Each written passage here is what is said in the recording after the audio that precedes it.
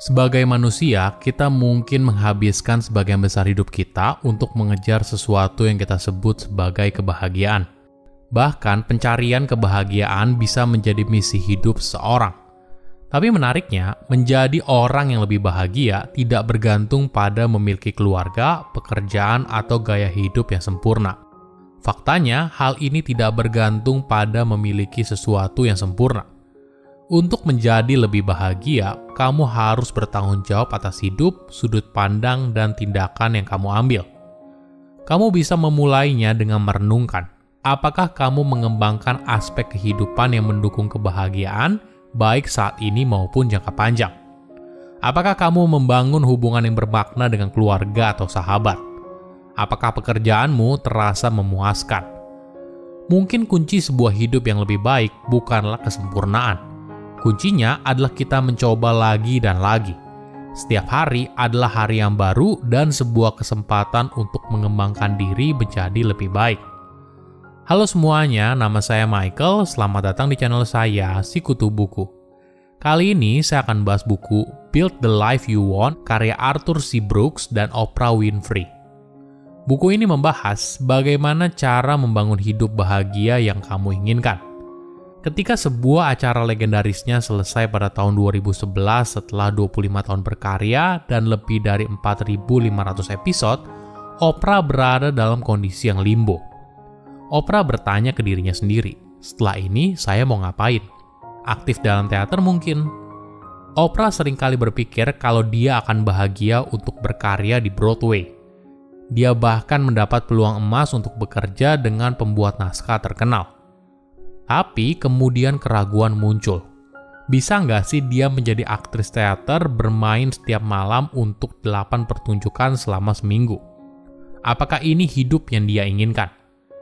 Ketika dia mulai membayangkan secara detail bagaimana masa depannya sebagai seorang aktris teater, dia merasa kalau ini bukanlah yang dia inginkan. Dia sadar kalau dirinya suka dengan ide sebagai aktris teater, tapi tidak dengan kenyataannya. Kisah Oprah dalam mencari tahu apa yang dia mau dalam hidup juga dirasakan oleh banyak orang. Ketika ditanya apakah kita ingin bahagia, kita semua dengan cepat bilang mau. Tapi hanya sedikit yang bisa menggambarkan secara detail hidup bahagia seperti apa yang mereka inginkan.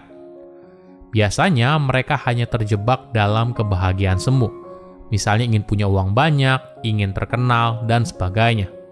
Yang jarang orang pahami ketika bicara soal kebahagiaan itu bukanlah antara kita dengan dunia luar. Tapi bagaimana kita bisa mengelola apa yang ada di dalam diri dan menjadikannya hidup yang kita jalani sebagai hidup yang bahagia. Saya merangkumnya menjadi 3 hal penting dari buku ini. Pertama, menciptakan hidup yang bahagia. Apakah kamu bahagia? Jangan buru-buru dijawab, coba renungkan pertanyaan ini. Bagus jika kamu menjawab iya, tapi jika kamu menjawab tidak, mungkin bukan artinya hidup kamu menderita, tapi kamu merasa ada bagian yang perlu diperbaiki. Nah pertanyaannya, apa yang menghalangi kamu dan kebahagiaan yang kamu inginkan? Mungkin jawabannya bisa beraneka macam. Mungkin kamu punya keinginan atau ambisi yang belum terwujud. Atau kamu mungkin merasa kerjaan begitu banyak. Mungkin kamu merasa kesepian, cemas, atau ada hal lain yang mengganggu pikiranmu. Semua ini bisa jadi halangan untuk jadi bahagia. Tapi dengan kamu berpikir seperti ini, justru yang buat kamu terjebak dalam ketidakbahagiaan. Kenapa? Karena rintangan yang menghalangi kamu dan kebahagiaan adalah dirimu sendiri, bukan sesuatu yang sifatnya eksternal. Banyak orang tidak sadar kalau kebahagiaan sebenarnya tergantung seberapa baik kamu mengontrol perasaan yang kamu miliki. Jika kamu membiarkan perasaan mengontrol apa yang kamu lakukan, alih-alih membuat pilihan sadar atas apa yang dilakukan, maka tidak heran apabila kamu cenderung mengejar sesuatu yang sifatnya sementara, entah mencari kenyamanan dalam uang, kekuasaan, status sosial, atau perhatian. Sayangnya, semua faktor eksternal ini tidak memberikan kepuasan jangka panjang.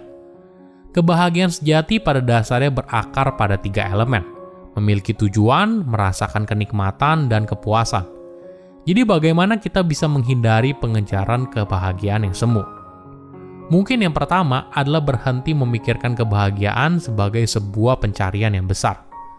Melainkan, cobalah melihat ini sebagai sesuatu yang mungkin di setiap momen dalam hidup. Tidak peduli tantangan apa yang kamu sedang hadapi. Kedua, belajar bertanggung jawab atas perbuatanmu, alih-alih membiarkan perasaan mengambil kendali. Hal ini akan mencegah kamu mengejar kebahagiaan semu yang tidak akan membuatmu bahagia dalam jangka panjang. Terakhir, bangun pilar yang bisa berkontribusi pada kebahagiaanmu sehari-hari. Keluarga, sahabat, pekerjaan yang bermakna, dan spiritualitas. Pilar ini yang akan menjadi fondasi apabila kamu ingin membangun hidup yang bahagia. Kedua, keluarga dan sahabat sebagai pilar kebahagiaan. Bagi kebanyakan orang, keluarga merupakan elemen penting dalam hidup.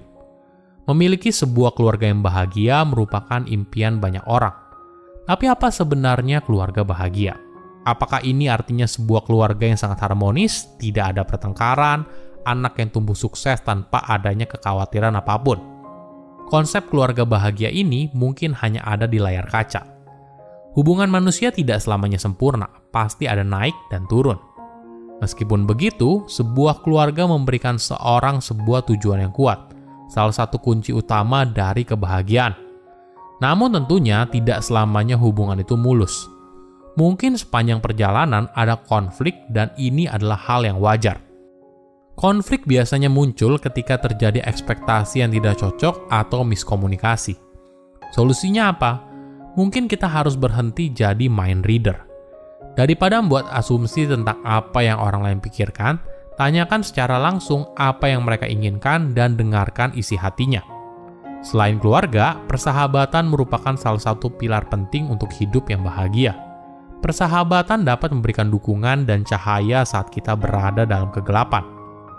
Biasanya, sebuah persahabatan yang paling bermakna tidak bergantung pada apa pekerjaanmu, status sosial, atau ambisi karirmu. Hal ini biasanya dimulai ketika kalian punya kecintaan yang sama, entah itu hobi atau bahkan spiritualitas. Memiliki hubungan persahabatan memang tidak mudah. Seringkali hubungan pertemanan kita bersifat transaksional, di mana salah satu atau kedua belah pihak berusaha mendapatkan sesuatu dari orang lain. Tapi sayangnya dalam hubungan tersebut, jarang sekali bicara soal perasaan. Alhasil kebutuhan sosialnya tidak terpenuhi. Ketiga, mencari pekerjaan yang bermakna. Apakah kamu pernah dengar ungkapan, jika kamu menemukan pekerjaan yang kamu cintai, maka ibaratnya seumur hidup kamu tidak perlu lagi bekerja? Tentu saja ini merupakan sebuah utopia. Pekerjaan apapun pasti ada sisi baik dan buruknya. Tapi banyak studi menemukan kalau memiliki sebuah pekerjaan yang kamu sukai, maka hal ini bisa membuat kamu bahagia. Hal ini penting karena minimal sepertiga waktumu sehari dihabiskan untuk bekerja. Bayangkan apabila kamu tidak menyukai hal tersebut. Tentunya ini merupakan situasi yang sangat menderita, kan? Oke, tapi bagaimana bila kamu sekarang berada dalam sebuah pekerjaan yang tidak kamu sukai, tapi kamu juga tidak bisa keluar dengan gegabah? Ada dua strategi yang bisa kamu lakukan untuk membuat hidupmu bahagia. Pertama, cari ruang untuk bertumbuh. Mungkin kamu bisa menemukan sebuah sistem untuk meningkatkan proses kerjamu sekarang. Perbaikan kecil ini akan memberikanmu kepuasan karena kamu merasa apa yang kamu lakukan memiliki makna. Kedua, memberikan pelayanan kepada orang lain. Membantu orang lain tidak hanya menyenangkan hati mereka, tapi di sisi lain, hal ini juga bisa buat kamu bahagia loh. Tidak perlu hal yang besar. Bahkan membuat rekan kerja tersenyum saja bisa meningkatkan kebahagiaanmu di tempat kerja. Silahkan komen di kolom komentar pelajaran apa yang kalian dapat ketika baca buku ini. Selain itu, komen juga mau buku apa lagi yang saya review di video berikutnya. Saya undur diri, jangan lupa subscribe channel YouTube Sikutu Buku. Bye-bye.